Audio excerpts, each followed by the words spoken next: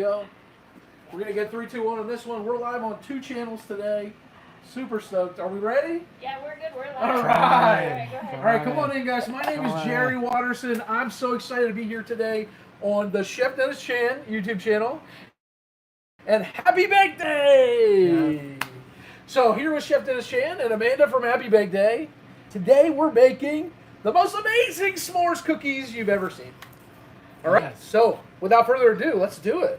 So first, to make these delicious s'mores cookies, we have to make chocolate chip cookie dough to get it started. And what's the best chocolate chip cookie dough recipe that I know? Toll House cookies. Toll House cookies, yes. It's such a classic. They're sweet, they're delicious, and come on, those chocolate chips. Yes, chef's they're kiss. perfect. They're perfect the way they are. All right, butter going in the bowl, Yep, folks. we're gonna cream our butter and our sugar together. And this should be soft, right? Nice room temperature, soft butter. Yes. So we have 2 sticks of butter total, or 4 half sticks. Amanda, you're the one that taught me to get these half sticks because they're easier to come to room temperature and they are easier to cream. And we go room temperature so it blends well? Absolutely. It's much easier to blend with the sugar. And like Dennis said, I love these half sticks. To me, it's the baker's hack that nobody really thinks about because they are easy to divide into smaller tablespoon portions versus the full sticks of butter. And also they do come up to room temperature much more easily and will blend beautifully here with our sugar. So someone told me that they freeze their butter. Is that something that you do? I have not tried freezing my butter. I don't do it either because I'm afraid that something happens to the shape of whatever cells they are and I'll end up with a mess.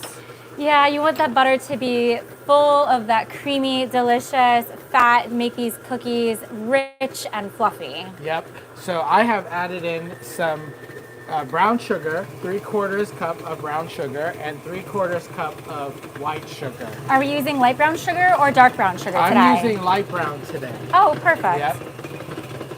And we want this to cream together. What the creaming does is it adds a layer of fat around each sugar granule, and as that melts in the oven, that will help create some steam and a little bit of rise and layers in our cookie. Because everyone loves a fluffy, soft, delicious chocolate chip cookie. Yes, yes, yes. Okay, so I'm going to turn that all the way up until it gets nice and creamy. And you want it to see a nice consistent texture formed. It kind of sticks to the side of the bowl a little bit, and you can see that it's really becoming, like you said, fluffy. Fluffy is such a good word for this. So to our all-purpose flour, we're going to add in a tablespoon or a teaspoon of salt. Anytime you bake anything, you want anything sweet, you want that little bit of salt to help bring out that sweetness. Especially paired with the chocolate chips, it really makes the chocolate flavor so rich and so bright in these cookies. Yes. So that's going really fast, and we'll give that a scrape in a minute. But I've also added some baking soda to this. And I'm going to prepare our eggs to get ready to put into our creamed sugar and our butter.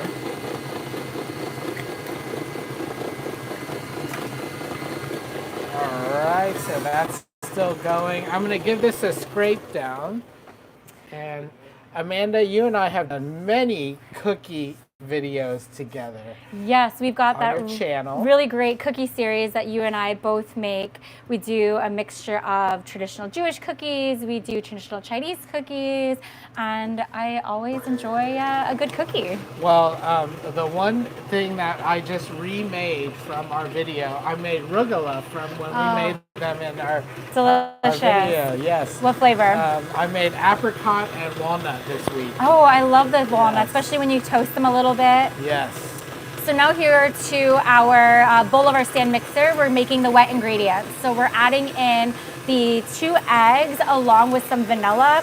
And again, you're gonna keep mixing this on high speed so it becomes almost like a wet, pasty mixture with the butter and the sugars that are already in there. So I'm going to turn the speed down a little bit when I add my vanilla, and that is 1 teaspoon of vanilla. So it's funny. I know here we've added a teaspoon of vanilla, but with vanilla, I always believe vanilla should be measured with the heart instead of by the recipe because it's such a great flavor and it adds always a nice kind of layer to whatever you're baking. In that case, I need half the bottle. Half the bottle. All right, so we have this beautiful fluffy mixture right now, and I'm going to mix up the salt and baking soda and flour a little bit and mix that in. Okay, I'm going to mix this in first, and then I'm going to add in the rest of it. So I really like doing this as well, where you add just a little bit of your dry mixture into the wet. So that way you can mix it together with your wet ingredients, scrape down the side of your bowl, and that helps all of your ingredients really become a nice dough, a nice cohesive dough. Instead, if you just dump all of your dry ingredients in at once, sometimes it doesn't mix as well. So it is important as you're adding your flour, your dry ingredients in gradually, it's really important to scrape down the side of your bowl and the bottom as well. Yeah, sometimes it doesn't get all the way down there, the beater. That actually comes off really smooth. That's the magic. Well creamed butter and sugar. Okay. I'm going to put this on just so that we don't have too much. Does that keep it from launching things out? Yes. We could end up with, yes. Natural makeup? Bigger cleanup for later. Definitely bigger cleanup for later. Okay, that mixed up pretty fast. Yeah, wow, that dough looks beautiful. Yeah. And you can smell it too. You can smell the vanilla in this, and obviously And the butter. The butter, I was gonna say, and that brown sugar too. Okay, that's Beautiful. All right, so then let's add in our morsels. And here we're Chocolate using our morsels. semi-sweet. We are using semi-sweet today. Is there a reason in baking people use semi-sweet instead of just like a milk chocolate? For me, it's preference. I was telling Abigail earlier when I make chocolate chip cookies for myself, I actually like doing part milk chocolate chips and part dark chocolate chips. Mix, yeah, I like the depth of the flavors, the creaminess from the milk chocolate, the bitterness from the dark chocolate. And then, as we talked about earlier with the salt really helps bring out those flavors and helps kind of create a more complex chocolate chip cookie. That makes sense. So if you have a big sweet tooth, you go milk? Yes, absolutely. But I have to admit, at my house, we are dark chocolate lovers. So usually I buy the 72% ultra dark chocolate chips. Yeah, that's what my family likes. I'm the opposite. I'm the ultimate sweet tooth. So You want super I sweet. love like cotton candy flavored Oh, man. things. I'm like a little kid with sweets. Milk chocolate, white chocolate, bring it on. Absolutely. You know, I went to the National Restaurant Convention this year in Chicago, and the coolest thing I saw there was they had Fruit Loop flavored ices. Oh. Which if you don't have a big sweet tooth, you will hate. But if you have a big sweet tooth, Delicious. yeah, and I hate brand extensions where it doesn't taste like the thing it's supposed to taste like, but this actually tastes like Fruit Loops in an icy, mind-blowing. I've had a Fruit Loop shake before. Wonderful. Absolutely wonderful. Creamy, you get that fruitiness, you get the crunch a little bit from the cereal on top. It's a win. Sounds like one. So people always ask me, well, how come your chocolate chip cookies turn out so much better? And I use the same recipe that you tell me to use. And one of the keys to this is in order to get the proper rise, you can put this in the oven right away. And the recipe, I think, tells you to go ahead and scoop them and put them in the oven right away. And usually they tell you to use 2 spoons and drop it that way. But here's a trick, and you'll share this trick with everyone watching out there. Yeah, so what I really like to do, and what's really great for a lot of your cookie recipes, is scoop your dough onto your tray. You can use, we've got a little scoop here, and then we've got a slightly larger scoop as well. Scoop your cookie dough directly on your baking tray, and then you're actually going to chill it in your refrigerator for at least 30 minutes. An hour is ideal, but at least 30 minutes. and that allows our butter to become solid again. So remember, it was sitting out on our countertop and it got soft and creamy and beautiful and obviously fluffy, but we really to get solid again. And that helps when we bake our cookies to stay fluffy. Now, if you like thin, crispy cookies, delicious, pop them right into your oven. But today we need them fluffy, we need them really fluffy, and so they have to get chilled. This dough has to be chilled, and 30 minutes, an hour is ideal. So we're gonna pre-scoop them and just put them in on the tray, and then I'll show you what that looks like. And the other thing that someone who they said, I really want to watch you make cookies because my cookies never turn out like yours. So I showed her how to cream in the beginning, and she says, I never do that. And I said, well, that's why your cookies are flatter, is because you don't have that rise. real fluffiness. Yes. Now, if you don't have a stand mixer at home, don't worry. You can actually make these just with an electric hand mixer. It's going to take a little bit of elbow grease, especially to get that butter really, really fluffy. But like I said, you don't need to have a fancy stand mixer at home. You can use a great old-fashioned electric hand mixer as well. Just make sure you get your arm workout in for the day. Okay, so I'm going to stick these in the refrigerator. And because of time, I went ahead and made a batch before and scooped them. So I'm going to go bring those out.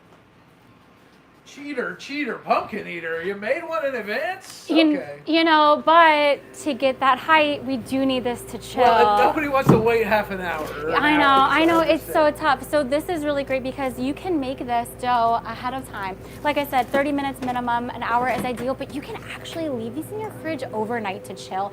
That won't hurt these cookies. So you can prep your dough the night before and then put it in your refrigerator to chill, and then bake them the next day. So this is a really great recipe for future baking. Perfect. Cookie does. Okay, so that has refrigerated for a little over an hour, and we're gonna form our s'mores now. My favorite way to do this is gonna be directly here on our baking tray. We're going to take 1 square of our graham crackers, and then we're going to put a piece of our scooped cookie dough right over top. And then we're going to bake them right into the oven just like this. And this way, as they bake, the cookies will spread out over the s'mores, and you'll have that crunchy, sweet graham cracker bottom. And then once these pull out, we're gonna add our marshmallow. So we're not going to make just regular s'mores. We're going to make some kicked up s'mores. Oh, absolutely. Because once we add our marshmallow on top, we have to torch it. It's got to get that brown top. It wants to be sweet. It wants to be gooey. I mean, how else are you going to make s'mores? Right. Now, I really like doing it this way. I know you'll see other videos that add their marshmallows into the cookie dough, which you can do. But I have found that adding your marshmallows into your chocolate chip cookie dough, your marshmallows kind of bake into the cookies, and it kind of gets crystallized. And then, who wants that? Like, your marshmallows are basically gone. It's almost like a little hole where the marshmallow was. And so then you're not really left with a s'mores cookie. You're kind of left with the graham cracker chocolate chip, which is going to be delicious, but it's not quite what we want. So by adding our marshmallow at the end after baking, we can get that classic s'mores flavor with the gooey marshmallow, and then obviously the toasted brown on the top, and that way it's exactly what we want. So is there a reason why we went half of them small, half of them big, just for kicks? Just to show everyone what the difference is with the two different. This is going to give you a cookie, a s'more that is entirely covered, and those may even run together. So we're going to try to separate them a little bit. You want probably 2 inches in between each of your cookies. Okay, so let's grab another sheet of paper, Jerry, and then we will. So you want about 2 inches in between your cookies, so that way as they bake, the cookies will spread, and hopefully they won't run together or won't run together as much. If they run together, it's really not a big deal, and these are still going to be delicious. All right, let's divide them. Just so we will be posting the recipe for these cookies. Oh, yes. Oh, absolutely, Yes. absolutely. So this recipe is the basic chocolate chip cookie recipe that you'll find on the Nestle Toll House bag. plus graham crackers are beautiful. I found these, and Extra I know large. that. I know that they're the best. We will have to cut them in half. That's a mouthful. No.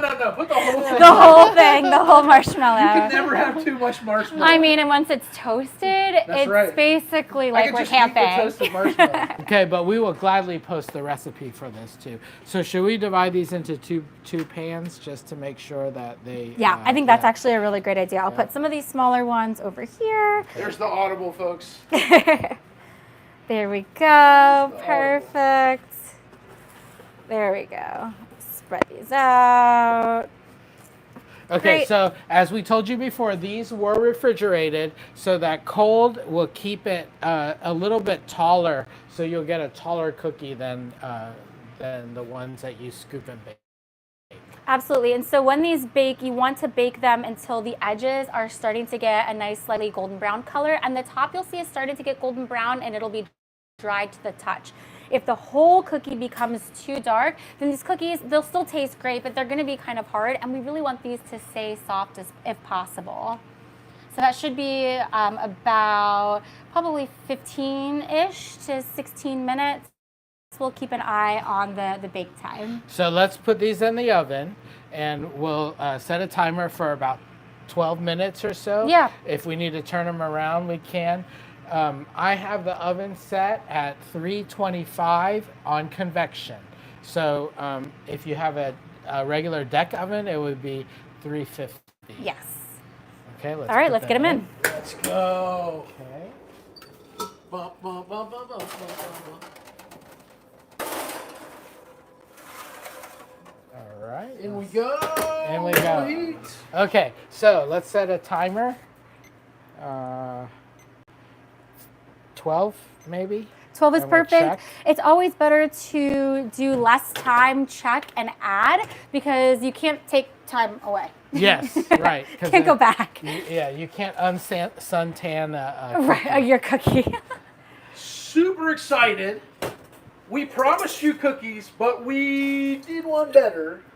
We're doing fluffy Japanese pancakes. Yes. So I thought that, there's a big craze out there for these fluffy Japanese pancakes. In Orlando, you can go to a restaurant that is called Fluffy Fluffy, and they just do these thick, fluffy Japanese pancakes. And then when I was in Shanghai just a couple of months ago, I went to a place. It was just a little stand, and all they had were all these fluffy Japanese pancakes of toppings. So different fruits, different flavorings, and like they even had popping boba on top of it. Oh, there you go. All right, let's do it. Let's start cracking So eggs. this recipe likes to have the egg whites cold.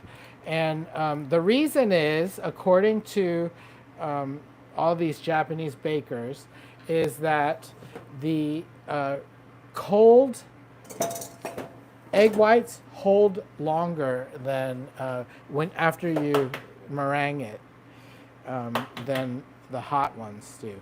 Now, we're taught in culinary school you're supposed to use room temperature or warm egg whites, and they rise better. So we will see what the difference is with this. And it's really important that when you've separated your eggs, you want to make sure that the whites don't have yellow in it. All the fat in eggs is in the yolk. And another thing too, when you're making a meringue, it's really important to make sure that the bowl that you're using to make your meringue is completely clean, and is free of any oils. It doesn't have any soap residue from washing. That has to be very, very clean, or your meringue will not form. A really fun trick hack that I like using when I'm making my meringues is I give the inside of my bowl, of my whisk, just a little wipe with some white vinegar. And the white vinegar helps remove any oil. That breaks down the fat. Exactly. Even from your fingers, if sometimes you just don't even realize what's on your hands. And that helps my meringue stay nice and fluffy and forms really well. I would have never thought that was that important. With meringue, it is. even a trace of fat will keep your meringue from rising. Or other liquids. So if you're making a meringue for, let's say, French macarons, adding any additional liquid can sometimes cause your meringue to fall or not form fully. All right, so we're gonna let that go and let that rise. And once it starts to meringue, add in your sugar to it. And so that's gonna go until it gets a little frothy. And to our egg yolks, we're gonna add in some milk. This is a tablespoon and a half of milk, 2 egg yolks. We're gonna put in some vanilla, about half of a teaspoon. We could use the other half of the bottle that we didn't use for the cookies. We should put them in here. Yes, absolutely. Yeah, go by smell, right? Right. Okay, we're gonna put in just a pinch of salt. And again, because when you put in some salt, it will taste this. You'll taste the sweet a little bit more. Put in some baking powder, and we'll mix this up. Excuse me, Jerry. I'm gonna grab a spatula right there. We're gonna mix this up. Now for our meringue, do we want traditional stiff peaks or do they need to be soft? You want stiff peaks for this recipe. Okay. Because you want them to hold. So we're almost there. And oh, we are there. Look at that beautiful beak. It's almost like a parrot's beak, right? Woo! And you can see that it's holding its shape here. It's not drooping. It's not falling off of the beater. Okay, so I have added in a 1/4 cup of flour to this, and we're using a cake flour. And it's important to use a cake flour because we want that texture to be really soft. And cake flour is much more delicate than a traditional all-purpose flour. So it is important here for this this recipe for the Japanese pancakes that you do want to use that cake flour to keep them fluffy. Okay, so we want to mix our batter Mix. I love it. All right. So I got a question about the meringue. So if it isn't holding its shape, if it doesn't have this like firm peak like this, do we whip some more? You would continue to whip it until the peak forms. You can even take your whisk off, and here we can do that here. You can take your whisk off, kind of dip it in a little bit, and again, you'll see that peak is Make here. sure you're getting that way, right. And so if it were to fall or if it were to kind of flop over, you would know that this wasn't quite ready. But you can see here that it's looking great. We're ready to add it into our batter. All right.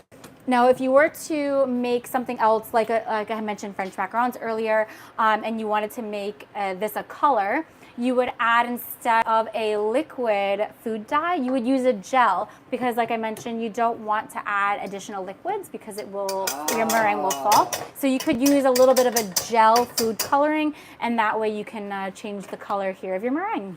You know what? People out there love French macarons. Should we try to do that live one day? With all the things that could go wrong with French macarons? We might have to do it in my kitchen. Yeah, both of us know how to do it in our own kitchens, I know, right? I know. One of those things where it's like you practice your kitchen, your equipment, and you go somewhere else and it's like you're starting all over again, like you've never made them before. I think everyone out there knows that that thing when that there's that risk. Okay, so what I've done is I've gone over to turn on my 2 pans, and I'm using nonstick pans to make our fluffy pancakes.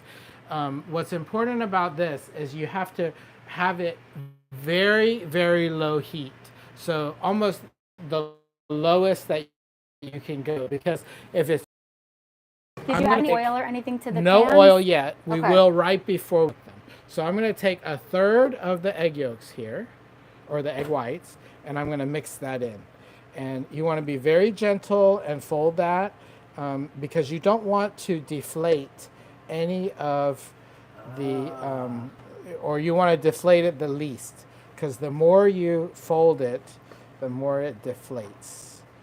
So no rapid whisking, no aggressive whisking. mixing. Yeah.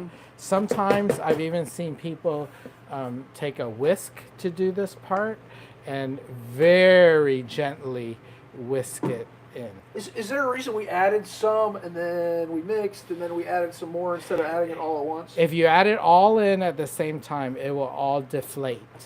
Got it. So this this way- is the fluffiness comes from the slow and careful mixing. Yeah, you don't want to destroy all that work you just did to get it fluffy. Yeah, because what would Japanese fluffy pancakes be if they weren't fluffy? Right. Regular pancakes? Something like that. Something like that. So Dennis, we talked about different toppings that you've had on these types of pancakes. Yes. Are we going to be adding any toppings to our pancakes today? Absolutely. We're going to add in strawberries and maple syrup. We're going to go very traditional with this one today. So if you look, this is the fluffiness that you want the batter, and you want it to be able to lay on itself like that, and so you can build a little height to it. So let's head on over to see. All what we right, have over let's on the go. other side. Off we go, off we go, Off we go. Let's go, come on. Here we go. We're headed down straight to this. We're going to make fluffy pancakes. I'm excited. I hope you're excited. And hey, if you haven't subscribed to the channel, make sure you take a minute and subscribe. It would mean a lot to us as we try to build. All right. Yep, and we also have Happy Bake Day here. Happy Bake Day. Please subscribe to Happy Bake Day. Absolutely. Hey, and if you're watching on Happy Bake Day and you're not subscribed, make sure you subscribe too. Filming for both channels today, folks. Okay, so the one thing you'll see whenever you watch videos on how fluffy pancakes are made, you'll always see someone take a thermometer and they'll shoot to see what the temperature is. That's just to make sure it's not too hot, because if it's too hot, you're gonna have burnt pancakes. So I'm gonna turn this one down just a little bit. That's the thing with gas, and you know sometimes you can find one of those temperature controlled where you just set a temperature and let it cook on that temperature, and those electronic ones would be the best to make these pancakes. That way the temperature would stay consistent throughout the entire cook time and they won't get too brown on the outside. Right. So to oil this, to make sure that it doesn't stick, I have a little bit of spray there, and I'm going to wipe it all down. And this is true no matter what kind of pancakes you make. If you make regular American pancakes, you want to oil the pan and then you want to wipe it all off. If you don't wipe off the oil, you get little bubbles and you don't get a consistent flat brown pancake. Okay. And now we're using our scoop again, I see. Yes, I'm going to use the scoop because that will give us the same size. I'm going to do 2 scoops first on both of them. And you can even see here in the batter, as you're scooping it, the batter is still that nice, beautifully fluffy shape, and it's got that nice, consistent texture too. And then I'm going to put a third one once that starts to set a little bit. And a third one here. Building that pancake mound. Let's Yes. go. Okay. Oops, that one starts to... All right, so then we're going to take just a little bit of water and spray it on the side. And we're going to cover this, okay? So we add the water because we're going to steam it a little bit? It's going to help steam the pancake done.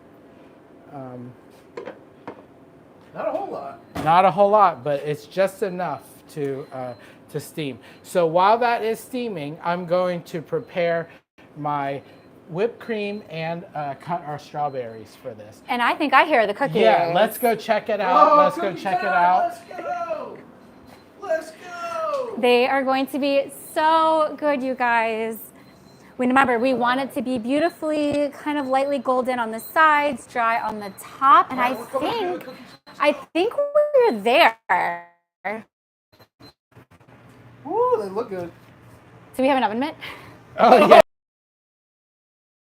Do Oh, I? now you're as much I as got you make, you these. got these fingers. Just reach in there and All grab. right. Oh, they look pretty They good. look good. So do they need to be turned around and cooked some No, more? I think they're good. I would Okay. take them out. Okay. You want to do the honors? Sure. All right. Where can we place We'll them? place them right here. Great. All right. Cookies coming out of the oven. And while I pull these out, if you want to actually open our marshmallows, because as soon as I pull them out, we're going to put our marshmallows right on top. Chef Dennis opening the marshmallows over there. Look we got at cookies coming out of the oven. these. These were our little scoop version. Oh man, and you can smell the delicious Like heaven. chocolate chip cookies here. Heaven. All right, here, let's make a little bit more room. All right. We're putting the big ones on the big ones. Those Look at are those huge. monster- Let's do the small Look at ones. those Let's monster cut the- marshmallows. I would These even, are for the small here, we're gonna ones. tuck, Okay. tuck it in a little bit. Perfect, yep. And we're gonna do this while the cookies are still warm and soft so that way our marshmallows will stick. Oh, these are beautiful. Great. Oh yeah, oh man, these are gonna be such overstuffed cookies, which, I mean, that's the only way cookies should be if you ask me. Thank you. Those are the biggest marshmallows I've ever seen. Go big or go home here. That's Go right. big or go home. That's right. We're going half marshmallow on the little scoops. We're going Full marshmallow on these guys. And now what we can do is we can let these kind of cool down while our pancakes are cooking. And then we'll come back and we'll use our blowtorch. Well, let's make some whipped cream because we're gonna have those beautiful fluffy pancakes, but some delicious whipped cream will go really well on that. On top of that, That'll be the perfect topping for those pancakes. So I'm just kind of gently pushing the marshmallows in here. You can see that the cookies are still undercooked on the inside, and that is okay. As these cool, they will continue to cook, and keeping them slightly undercooked when we pull them out of the oven will make the cookies nice and soft once they are done. All right, so whipped cream. The best way to make whipped cream is to keep your cream really cold, and if your whisk and your bowl, keep your whipped cream the longest. It'll stay stable longer because the bubbles will be firmer that way. Not quite what we want. Turn it up, and I'm going to bring it closer because I didn't put a whole lot of whipped cream in here.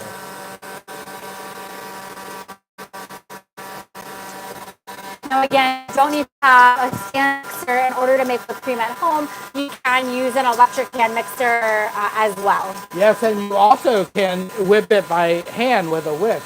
Whew, that'll take so long, but it's one of those things that's pretty worth it at the end to have homemade whipped cream. It's delicious. This weekend was my mother's birthday, and instead of frosting on a cake, I did fresh whipped cream, and I frosted it with fresh whipped cream. That keeps it made so light. It was so delicious. I've done whipped cream frostings as well, and I'll do whipped cream and just a little scoop, about a quarter cup of like a cream cheese frosting in as my sweetener instead of adding the powdered sugars. So that way it gives it a little bit more body, but keeps it light and fluffy on your cake as well. Well, as long as your whipped cream cake is consumed quickly, whipped cream works beautifully for it. I mean, when you have freshly baked cake, I can't imagine it's going to last too long in anybody's house. Not long at all. Not in my house, I can tell you that much. Mine either, I can promise. Okay, so that's nice peaks on this. I'm going to, you see how beautifully that whipped cream is? And it smells great too, with just the powdered sugar and whipped cream. I'm going to stick this back in the refrigerator until our pancakes are done. All right, off Chef Dennis goes. Back to the fridge. Get the pancakes done. Or not quite done. Not quite done, but we're getting so much closer. Is it bad that I'm already hungry? I mean, smelling these cookies, How could you not already be making these hungry? pancakes, I'm kind of ready to Like, dive I right kinda in. just wanna- one of those. I mean, I won't tell anybody. We'll pretend that they're not watching. So how'd you get into baking? So it's really fun that you asked me. I really didn't grow up with family members who no. cooked or baked very This often. is your house. You should And know that. when I was little, I would stay home alone while, if my mom was working. And my mom gave me one rule. I was not allowed to use the oven or the stove if she wasn't home. Seems pretty fair for a 10, 11, 12-year-old, right? Don't burn the house down. Don't burn the house down. Okay, fair enough. But when you're 11 and you're 12 and you're home alone, you're bored really quickly. There's only so much TV you can watch before your brain starts to rot a little bit. So what do? You look for something to do. My mom had this recipe cookbook to bake in the microwave. It sounds bizarre. This sounds like my kind of cookbook. It sounds bizarre. But when you're a kid and you want something fun to do, well, you start playing in the kitchen. So I used this cookbook to make fun things in the microwave. And because cooking and baking really wasn't something that we did often in my house, I didn't really have a lot of your traditional baking, cooking ingredients. So I have really vivid memories of making these orange nut muffins. Orange nut muffins, sounds delicious, right? In the microwave. In the microwave. However, I didn't have nuts. And so I had Cheerios. Cheerios kind of have a nutty flavor. So what I did, I made orange Cheerio muffins. And, they weren't half bad. And, when you're a kid, you get so proud. And my mom would come home and first she was furious, thought I used the oven, but I didn't. I promise I used the microwave. And these muffins really helped, give me the confidence in the kitchen, give me the confidence to experiment, figure out what flavors worked and what I liked. And that kind of started my interest in cooking and baking. It sounds like one of those things, whenever you tell me I can't do something, I want to do it. So, can't touch the oven. So you found a way, and now you got to touch the oven every day. Now I have to figure it out, right? Tell me I can't do it, so I'm going to figure out a different way to do what I want. And now, yes, so now I get to bake every day, and I love baking both sweet and savory recipes. My personal favorite, I do love savory the most, like a good savory scone. Oh man, I'm sold. But my husband has the world's biggest sweet tooth. And Jerry, huge sweet tooth. World's biggest sweet tooth. So, it's a really nice balance, making the sweet and the savory, making everyone in the house happy. And plus, you can't go wrong with having freshly baked goods in the house. Absolutely. Check out these cookies. Let's get in close and check these cookies out. These are some bad mamma jamma cookies right here. I mean, these marshmallows are almost comically large, but like I said, go big or go home To here. me, that makes it so cool. It makes it for a great visual. All right, Chef Dennis. I think we need to brulee Bust these. out the Brulee these Yep, cookies. the torch is right over I'm there. I'll let dangerous with fire. Amanda do the How about you? honors. Okay. I don't think I have not used a torch this like this. All right. Mine is much smaller. Don't worry, she's going to burn I'm the like, place down, too. let's see. So we do cooking classes here at the restaurant twice a month, and I always tell people whenever we use torches in our creme brulee or any other s'mores like this, you want to get the best, the biggest torch that you can find. It is The best one when you get a little